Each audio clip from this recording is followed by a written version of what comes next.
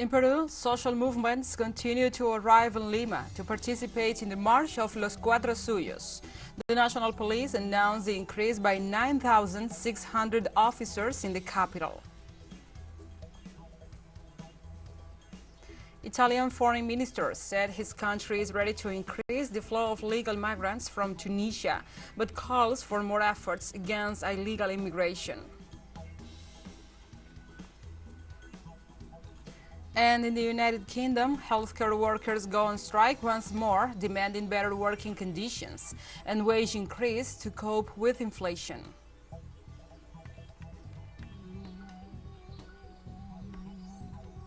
From the headquarters of TeleSUR English in Havana, Cuba, this is From the South. I'm your anchor, Gladys Quesada.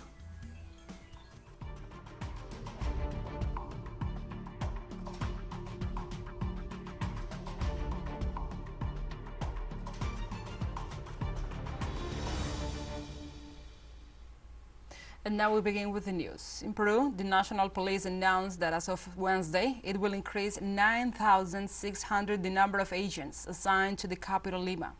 The decision was allegedly made to maintain public order during the protests.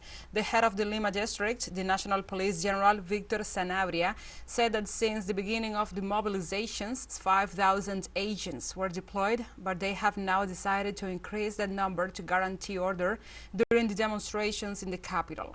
Currently, hundreds of Peruvians from different parts of the country, including students, farmers, and community leaders, are arriving in Lima to take part in the demonstrations against the government of Dina Boluarte.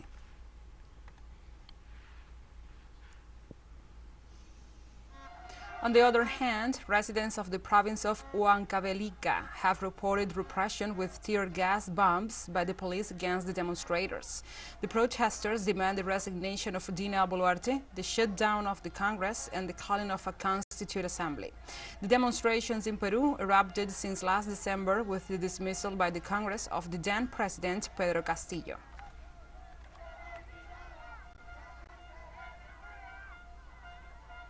Now we move on to other topics. On Wednesday, citizens in Antigua and Barbuda voted in an atmosphere of tranquility in the country's legislative elections. Vote counting continues. Preliminary results show the Antigua and Barbuda Labour Party leading in 9 constituencies. In St. John City West, current Prime Minister Gaston Brownie is almost certain to retain his seat. The United Progressive Party so far leads in 6 constituencies, meaning if results stay unchanged, the UPP will have gained 3 more seats than in the 2018 elections. The Barbuda People's Movement secured the vote in Barbuda constituency. In highly expected St. Peter constituency, independent candidate Azot Michael is currently leading the race.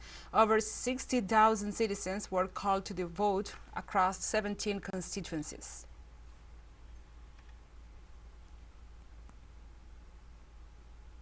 And the government of El Salvador released around 3,000 people detained during the exception regime in force.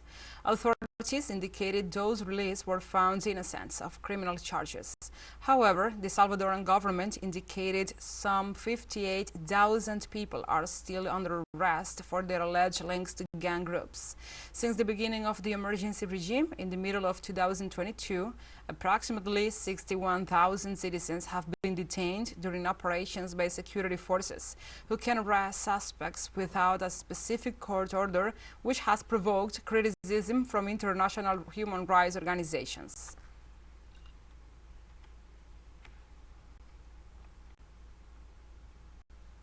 The Ministry of Public Health of the Dominican Republic informed that 85,000 vaccines against cholera will arrive in the country in the next weeks.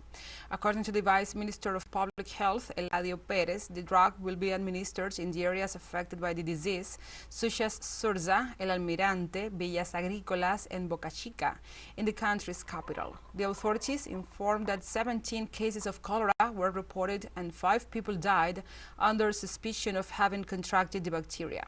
The cholera vaccine is administered in 2 doses at intervals of no less than 7 days, and in cases of vulnerable patients, a booster dose is recommended after 2 years.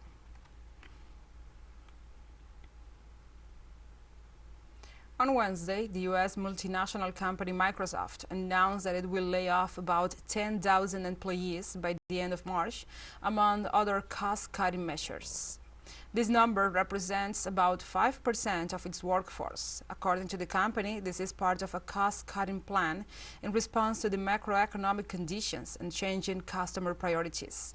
Microsoft currently has 221,000 employees worldwide. In July of last year, the company already laid off 1% of its workers. Recently, Amazon announced that it will cut around 18,000 jobs as well, the largest notification of layoffs in the history of the Seattle-based company.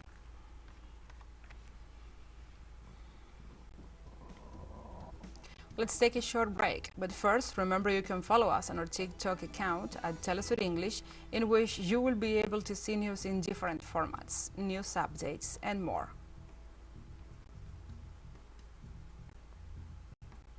Other stories coming up, stay with us.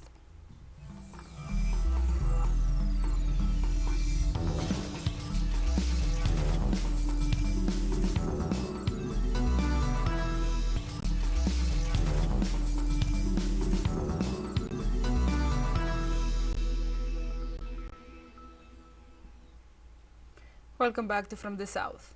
In the United Kingdom, healthcare workers go on strike again on Wednesday over working conditions and better payment. Health workers are asking for a wage increase in the face of the high inflation rates, along with better working conditions in the first of 2 days of strike action. The group, largely made up of women workers, is asking for a 5% increase in their salary, while the British and the Welsh governments have not yet met this demand. Due to the measure, authorities expect 1 out of 4 hospitals and community services to be affected. Pat Cullen, the General Secretary of the Royal College of Nursing, which represents over 300,000 nurses, stated the union regrets the impact of people and recall it is due to the public system's problems in patient care that they protest. Meanwhile, the British government is seeking to approve a new law that will allow police forces to repress protests perceived as disruptive.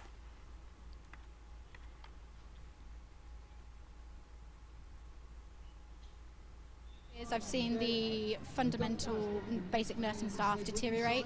The nursing staff is minimal. We're always short, understaffed. There's so much pressure. I'm here with my colleagues today, my team. There's so much pressure. I'm a deputy ward sister. I myself am supposed to manage a ward, manage a team, have patients and a ward. It's not feasible. There's not enough staff. The NHS itself is on the brink of collapse.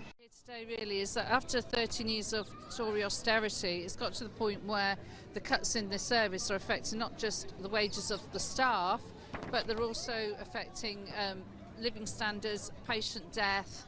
And I think it's not just, we're here because we want a pay rise, but it isn't just about the money, it is about the working conditions that people are having to work through. And I think people genuinely have had enough.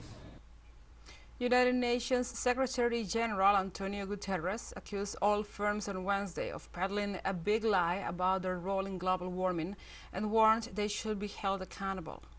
Guterres' statement was made during the World Economic Forum in the Swiss Alpine village of Davos, a week after a study said ExxonMobil denied the findings of its own scientists on the role of fossil fuels in climate change. The top UN official said that certain fossil fuel producers were fully aware in the 1970s that their core product was baking our planet, and that those responsible, like tobacco industry ones, must be held to account. In 1998, the United States won a landmark settlement against tobacco companies worth $246 billion, aimed at recovering the costs of treating smokers from the harmful effects of cigarettes.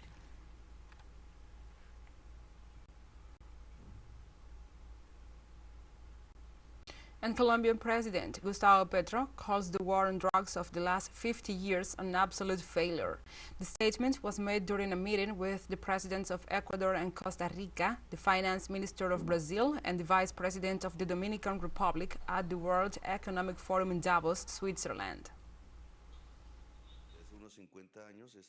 For some 50 years, this policy has been to criminalize the war on drugs. If one takes stock of what has happened all over America over the last 50 years, One could say that it is an absolute total failure. Politics has to change, decriminalize and lead to a reduction in consumption through prevention education, which in some countries, including the one we are in, has been shown to be much more effective than filling prisons. On Wednesday, Italian Foreign Minister said his country is ready to increase the flow of legal migrants from Tunisia, but calls for more efforts against illegal immigration. On his visit to the African country, Minister Antonio Tajani reiterated on the need to reduce irregular immigration and strengthen regular asylum seekers' flow between the two countries. He said Italy is ready to increase the number of regular asylum seekers trained in Tunisia who can travel there and get agricultural and industrial jobs. He also said the problem of immigration is a scourge that needs to be solved at its roots. Mr. Tajani also announced the upcoming organization of a business forum to further strengthen the presence of Italian companies in Tunisia, which last year became Italy's first trading partner.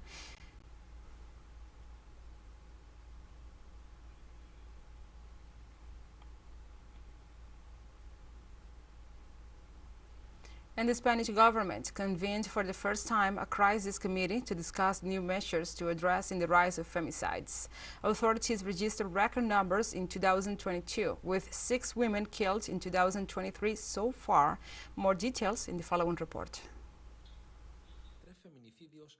With 3 feminicides in less than 24 hours ended December 2022, the most lethal month for victims of gender violence. But so far in 2023, another 6 women were murdered by men. The Zero Violence platform denounced this upsurge in violence.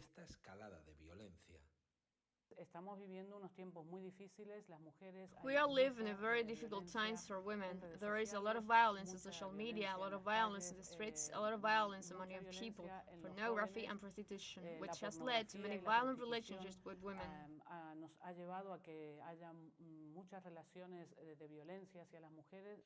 Feminist associations and platforms fully condemned the situation and have proposed to the government measures to enforce surveillance and control in order to put an end to this issue.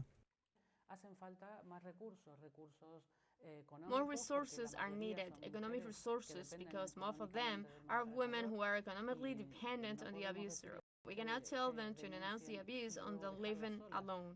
We need more economic resources, we need more training in many cases for them, and we need housing. The Spanish government, through the Ministry of Equality, launched the first crisis committee on feminicides. Measures include improving coordination and information, as well as strengthening the police system. We need interinstitutional coordination systems that have the capacity to understand message from one side and the other of the different institutional actors. Obviously, the information that we have in the judicial area, with the information that we have in the police, or that we have in a specialized service must be interoperable. The State Pact Against Gender Violence in Spain is one of the most complete in Europe and the world. However, it does not put an end to the situation, which in 2022 left 99 feminicides. Sergio Rodrigo y Lucía Muñoz, TeleSUR, España. And we have more news coming up after a final short break, so stay with us.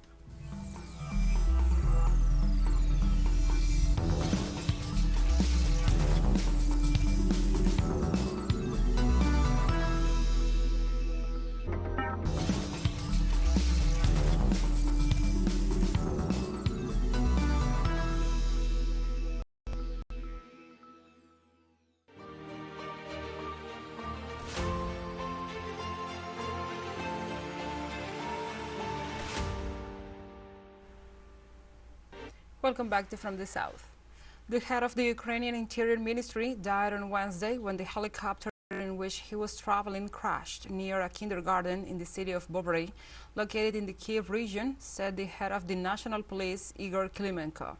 According to Strana UA portal, the Interior Minister, Denis Monastyrskiy, his first deputy head, Evgeny Yanin, as well as a State Secretary of Internal Affairs, Yuri Lubokivich, are among those killed.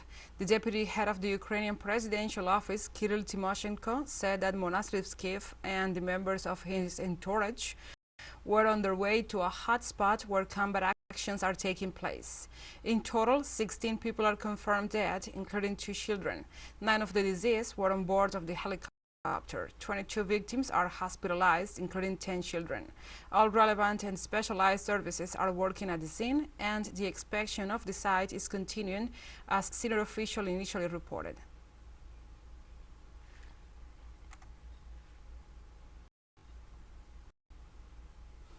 The General Director of the International Atomic Energy Agency, the IAEA, Rafael Grossi, arrived on Wednesday at the now-closed Chernobyl nuclear power plant as part of his scheduled visit to Ukraine. The high United Nations official said the IAEA will install teams of experts at all of Ukraine's nuclear power plants in order to reduce the risk of severe accidents as war rages on.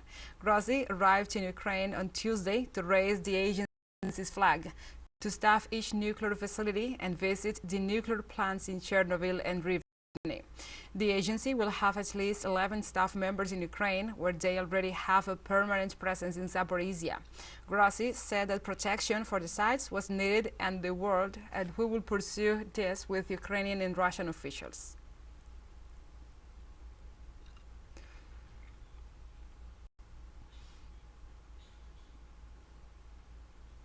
And the Russian Foreign Minister Sergei Lavrov compares Western policies against Russia to those of Nazi leader Adolf Hitler's final solution against Jewish people. Just as Napoleon mobilized almost all of Europe against the Russian Empire, just as Hitler mobilized and conquered most of the European countries to launch them against the Soviet Union, the United States has now organized a coalition of almost all Europe in NATO and beyond, members of the European Union as well. The United States and its allies are waging a war against our country through Ukraine, by proxy, so to speak, with the same objective, namely the final solution of the Russian question. Just as Hitler wanted a final solution to the Jewish question, today, if you read Western politicians, not only from Poland and the Baltic states, but also from much more serious people, they say unambiguously that Russia must suffer a strategic defeat. And Vo Thi Anh Duan has been appointed as Vietnam's acting prime minister or president after the National Assembly confirmed the dismissal of former President Nguyen Xuan Phuc, who resigned after several corruption scandals. The president of the parliament, Vuong Dinh Hue, signed in an extraordinary session the decree formalizing Vo Thi Anh Duan designation. The appointment is made in accordance with the 2013 Constitution, which stipulates that in the absence of the president, the vice president assumes his functions and powers. Vo Thi Anh Duan had been holding the vice presidency position from 2021. The former president decided on Tuesday to resign after several corruption scandals involving 2 deputy prime ministers and 3 ministers.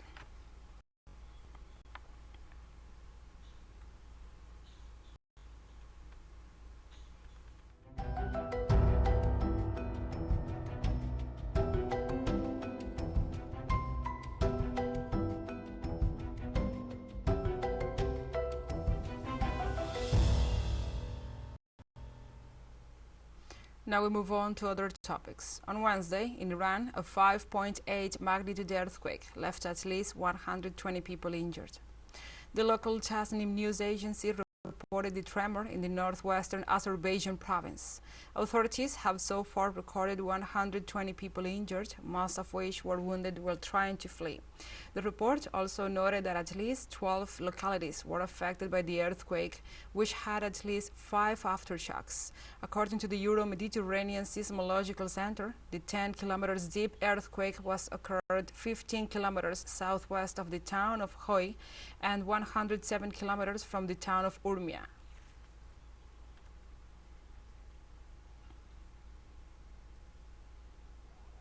On Wednesday in Syria, a bomb explosion killed 1 officer and injured 2 police persons and 3 civilians in the southern province of Dira. The Interior Ministry reported that Major Fairs Khalil of the Special Missions Unit was killed in the attack, while police persons Muhammad Diab and Fari Hamari were injured by the blast. The communique also said that 3 civilians were also wounded by the explosion in Bosra Square in the city of Dira. The agency's statement clarified that the explosive device went off while the uniformed men were carrying out their national duty.